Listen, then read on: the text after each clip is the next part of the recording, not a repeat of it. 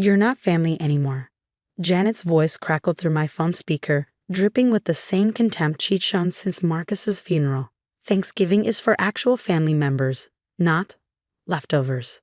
I gripped my coffee mug tighter, watching my 8-year-old Emma arrange her father's photos on our living room wall. 6 months after losing Marcus to a sudden heart attack, and his sister was already erasing us from the family. The kids were looking forward to seeing their cousins, I said quietly, trying to keep my voice steady. They miss their father, Janet. They need their family right now. Well, they should have thought about that before you refused to sell us the lake house, she snapped. That property belongs to the Williams family. Just because Marcus foolishly put it in your name doesn't make it yours. Ah, there it was. The real reason for this call. The lake house, a stunning property that had been in Marcus's family for generations. Janet had been trying to get her hands on it since before Marcus's death, constantly hinting that she and her husband deserved it more than us. Marcus wanted us to have it, I replied, watching Emma carefully arrange the last photo. He knew how much the kids loved spending summers there. Please, Janet scoffed. You've been trying to take everything from us since day one. First, you convinced Marcus to move across town.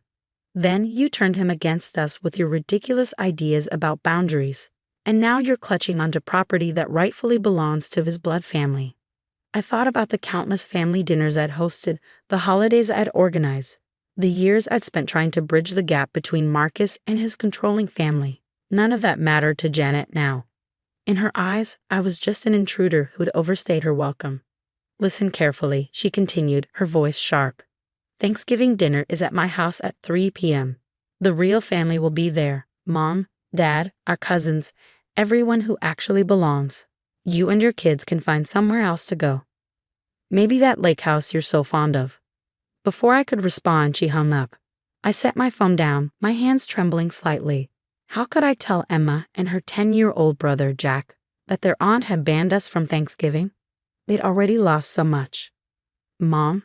Emma's voice pulled me from my thoughts. She stood before the wall of photos, her father's smile reflected in a dozen captured moments. Did you know Daddy kept this picture in his wallet? She held up a worn photograph, Marcus and me on our wedding day, both of us laughing as cake frosting dotted our noses. I remembered that moment perfectly. Janet had been furious that we'd chosen a casual reception instead of the formal affair she'd insisted upon. He carried it everywhere, I said, pulling Emma close. Said it reminded him of why he fell in love with me, because I could always make him laugh. Aunt Janet doesn't laugh much, Emma observed innocently. Maybe that's why she's always so mean to us. Out of the mouths of babes. I hugged her tighter, breathing in the familiar scent of her strawberry shampoo. Sometimes people let anger make their choices for them, sweetheart. But that's their burden to carry, not ours. Later that evening, after putting the kids to bed, I sat in Marcus's old study, surrounded by the remnants of his life. His reading glasses still perched on top of unfinished paperwork, his favorite coffee mug gathering dust on the desk.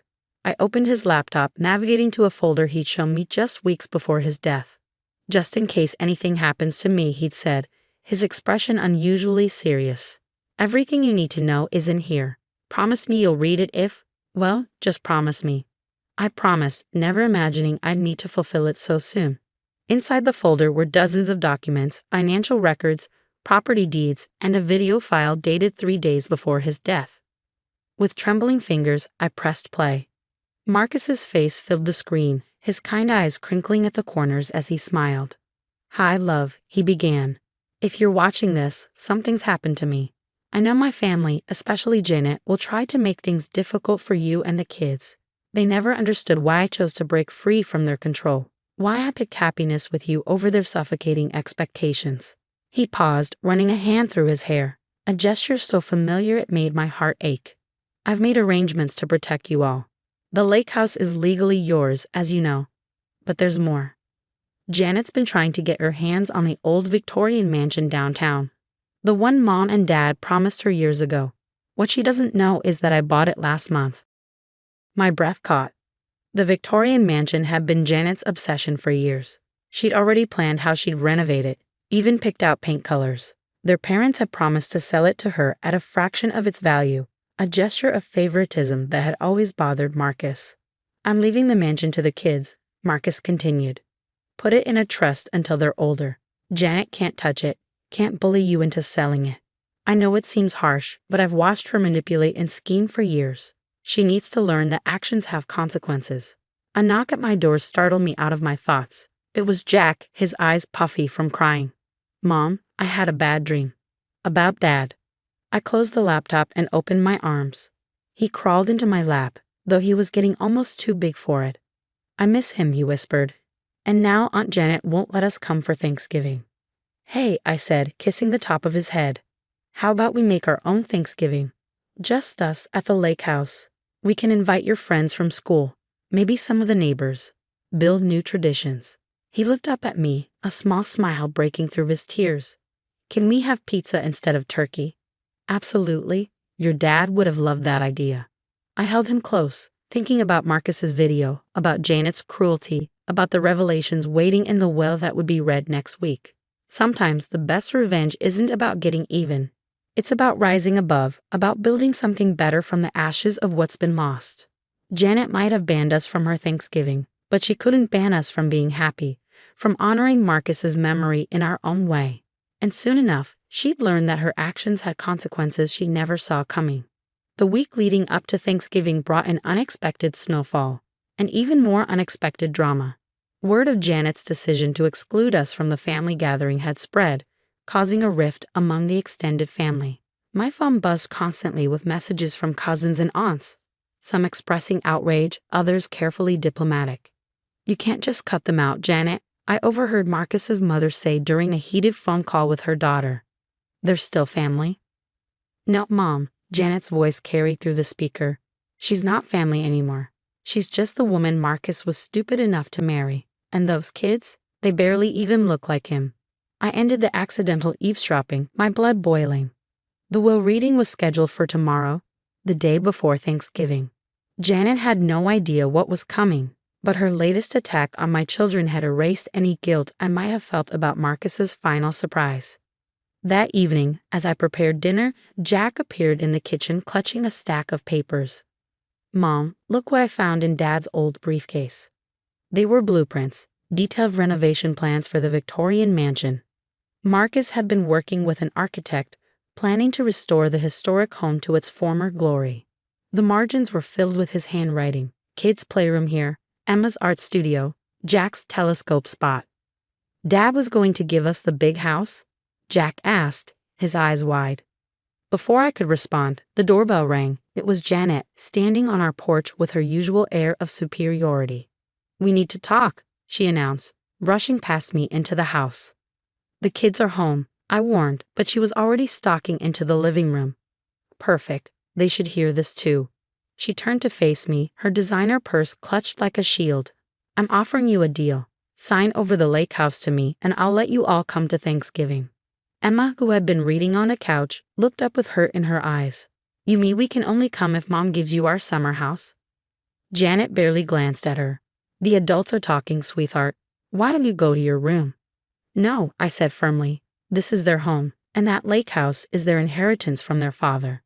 You don't get to barge in here and make demands. That's rich, Janet sneered. Speaking of inheritance, I hope you're prepared for tomorrow.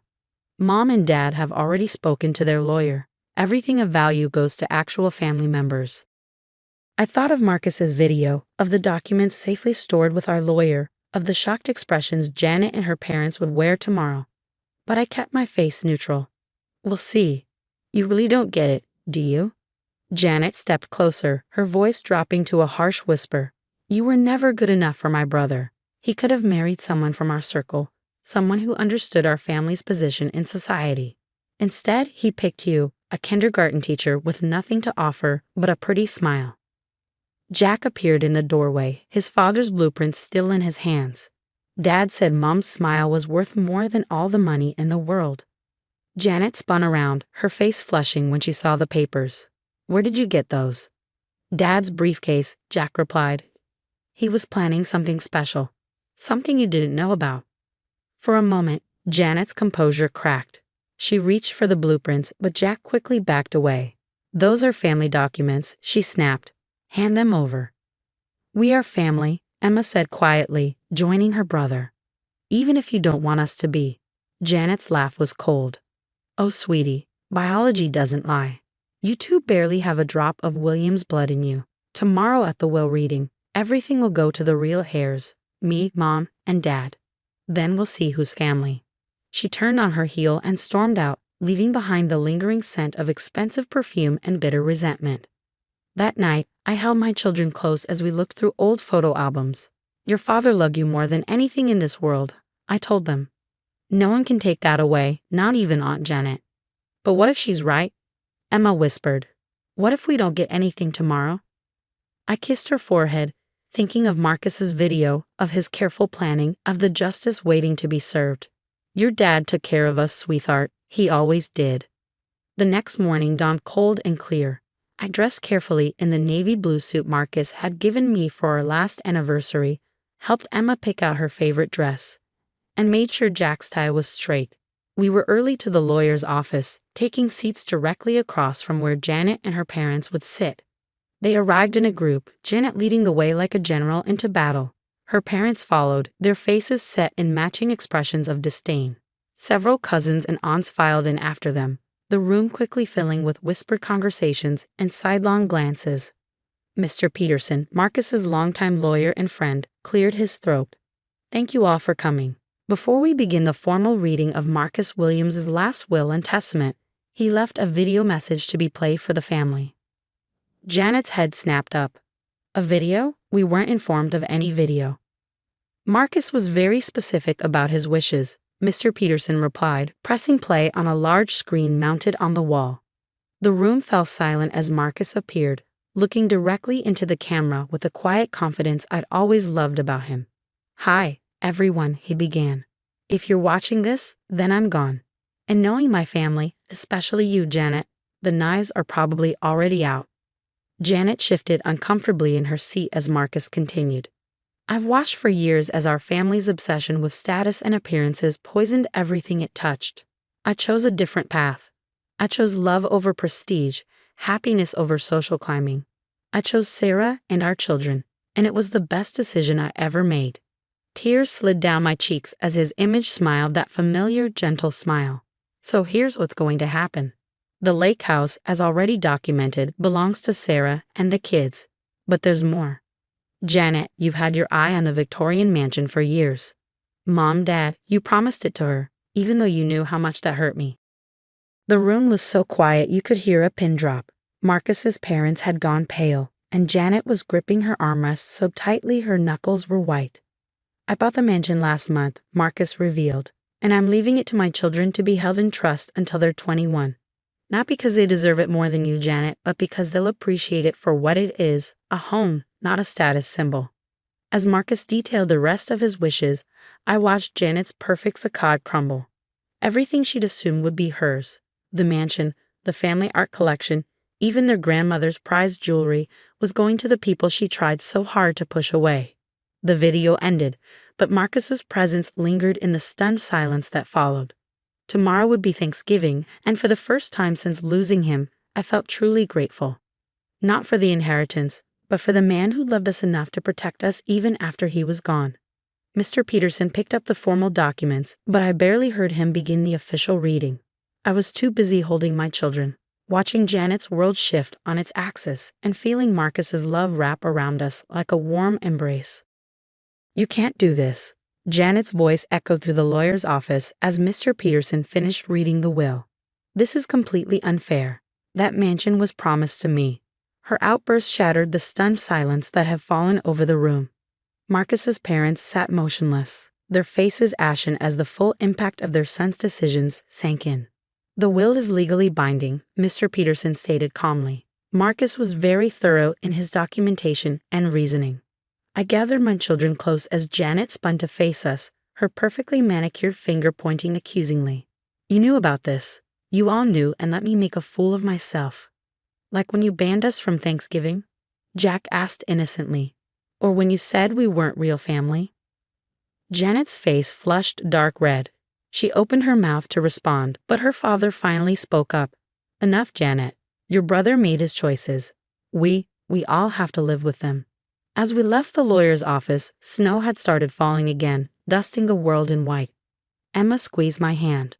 Mom, can we still have pizza for Thanksgiving tomorrow? Absolutely, sweetheart.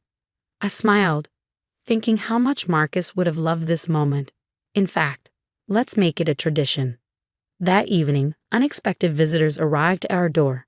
Marcus's parents stood awkwardly on our porch, looking smaller somehow, more human than I'd ever seen them. We've been foolish, his mother said softly. Marcus tried to tell us for years, but we wouldn't listen. Would it be possible to join your Thanksgiving tomorrow? I looked at my children, letting them make the choice. They nodded eagerly. We're having pizza instead of turkey, Jack announced. Dad would have liked that. For the first time in years, I saw genuine warmth in my mother-in-law's smile. Yes, he would have.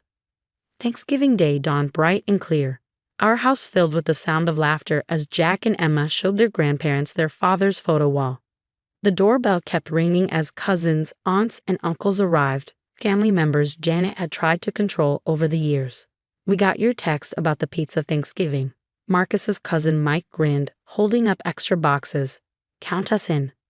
Janet didn't show up, but somehow her absence made the gathering feel more genuine, more true to Marcus's memory. As everyone settled in with paper plates and pizza slices, his mother stood up, tears glistening in her eyes. I'd like to propose a toast, she said, to Marcus, who taught us that real family isn't about properties or prestige.